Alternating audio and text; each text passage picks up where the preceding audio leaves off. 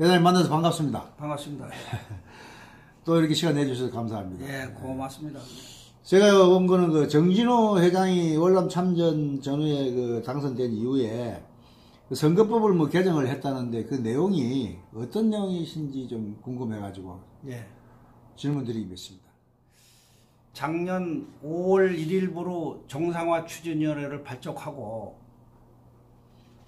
정진호 회장을 5월 15일 날 본인을 만난 이후에 저 사람이 간단히 물러서지는 않겠다 이런 생각을 해서 제가 그 우리 월남 참전자 정관 재규정 그거를 갖다가 처음부터 끝까지 다 봤습니다. 보다 보니까는 선거관리 규정에서 깜짝 놀랄 만한 일이 발견했습니다. 그게 뭐냐? 정진호 회장이 2017년 3월 20일 당선된 이후에 한 달 반 만에 4월 14일 날 이사회를 개최해서 선거관리 규정을 바꿔버렸습니다. 잘 아시다시피 통상적으로 정관은 대의원 총회에서 개정하게 돼 있고 재규정은 이사회에서 개정할 수 있는 그 권한이 있기 때문에 요 약점을 이용해서 이사회에서 선거관리 규정을 바꿔버렸습니다. 그게 뭘 바꿨나 이렇게 봤더니 선거 우리 통상적으로 옛날 규정에는 임원에 취임하려면은 회원 간의 쟁송으로 인해서 벌금 100만 원 이상 형을 받은 사람은 임원이 될 수 없다는 그런 규정이 있습니다. 이 규정을 아예 삭제해버렸어요. 그 다음에 또 회장이나 임원에 입후보할 사람은 범죄 경력 및 수사 경력 조회서를 해보서를 그 제출하게끔 되어 있는데 이 자체도 아주 삭제해버렸습니다.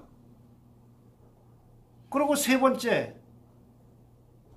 회장에 출마할 사람은 2개 지부 이상 재적 대의원 10% 이상 추천을 받았끔 돼 있거든요. 이 자체도 삭제해버렸습니다. 다른 것도 고쳤지만 이 세 가지가 쟁점이다. 있을 거 아닙니까? 그래서 그걸 보니까는 나중에 제가 그 임원 진도를 확인해 보니까는 벌금 100만 원 이상 받은 사람 중에 임원에 임명한 사람 중에 몇 사람이 거기에 해당되는 사람이 있더라고요. 그러니까 4월 14일 날 그 규정을 개정하고 4월 28일 날 임시총회를 한다고 해서 거기서 그 사람들을 선출해 버렸더라고요. 이건 결국 우리 얘기하듯이 위인설관, 사람을 위해서 법을 이렇게 고친 이런 해괴한 그런 그 말도 안 되는 이런 그 짓을 한 겁니다. 그래서 이 부분이 참 저도 아주 깜짝 놀랐고요. 또 범죄 경력 조회서를 삭제한 거는 물론 이유는 있겠지만은 저는 이렇게 생각합니다. 우리 국가유공자가 사망하면은 국립묘지에 안장하게 되는데 전과자는 아무리 국가유공자라도 국립묘지에 안장이 못합니다. 그런데 죽은 사람이 국립묘지에 전과자가 못 묻히는데 산 공법단체의 임원 전과자가 어떻게 임원이 되느냐, 이 부분이 저로서는 도저히 납득이 안 갔습니다. 그리고 세 번째, 대의원 추천을 2개 지부 이상 추천을 받아야 되는데 그 제도를 삭제해버리고 이사회 구성원, 재적 구성원 30% 이상 추천을 받아야 한다 이렇게 돼 있거든요. 그럼 이사회 구성원이라는 건 누구냐면은 회장, 부회장, 이사, 16개 지부장 이 사람들이 이사회 구성원이거든요. 근데 이 사람들이 추천 내지 임명권자가 회장입니다. 그러면 이 내용을 보고 만약에 이번 민형사 사건이 2017년 5월부터 이 사건이 터지지 않았으면은 그 당시를 기점으로 해서 앞으로 4년 후에 정진호 씨는 이미 장기 집권을 초동 단계에 획책했다는 거나 마찬가지입니다. 그래서 이 부분을 어떻게 할까 제가 고민을 하다가 정무위원회 여당 국회의원을 제가 찾아가서 그 내용을 봤습니다. 이것 좀 보셔. 그 양반이 이걸 보더니 말이야. 아니 이건 뭐 유신헌법 내지 김일성 집단보다도 이건 더한 법이냐. 어떻게 이런 게 존재합니까? 대한민국에서. 그러니까 내가 당신한테 오지 않았어. 이 문제를 좀 해결해 줬으면 좋겠다. 그랬더니 알겠습니다. 그래서 회장님 혼자 힘으로 하신 거예요? 그렇죠. 그래서 결국은 지난 2018년 국정감사가 시작되면서 10월 16일 날 정무위원회 국정감사 시에 당시에 그 해당 의원이 국가보훈처장한테 즉석에서 질의를 했습니다. 보훈처장, 월남 참전자의 선거관리 규정이 바뀌었는지 그 내용을 압니까? 그러니까 아니 보훈처장이 그거 알 리가 없잖아요. 그 참모들이 그 내용을 다 들으니까 제가 확인해서 보고 드리겠습니다. 이렇게 끝났어요. 그날 그 사람들이 가보니까 이렇게 규정이 바꿨더라 이거예요.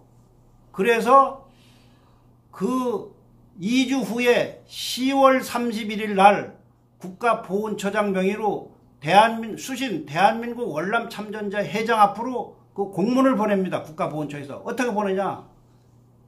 이거는 참전법이나 정관에 위배되는 사항이기 때문에 규정을 개정해서 선거관리 규정을 개정해서 그 결과를 보고하라. 이렇게 공문을 보냈습니다. 개정해라고 지시한 게 아니라 개정해서 그 결과를 보고하라.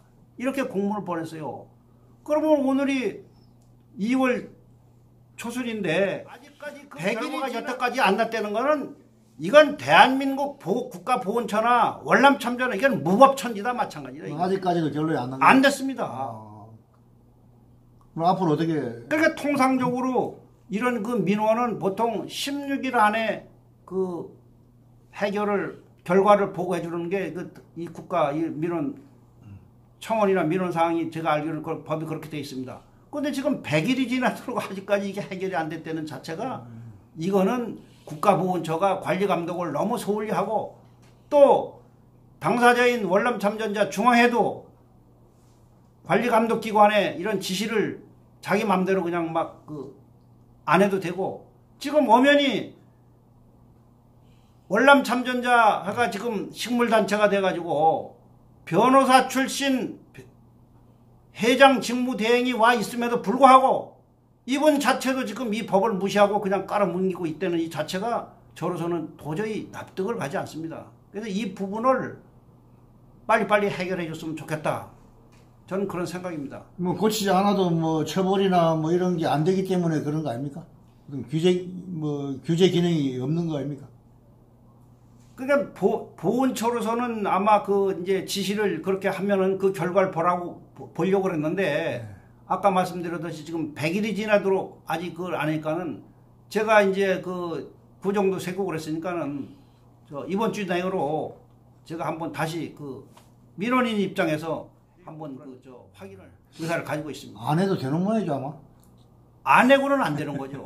그렇기 때문에 결국은 이 사람들이 이 규정을 개정해서 4년 후에는 정진호 씨는 장기 집권을 하려고 해체하려고 그러지 않았나. 만약 이 민형사 사건이 터지지 않았으면 이 부분을 어느 누구도 모르는 거예요.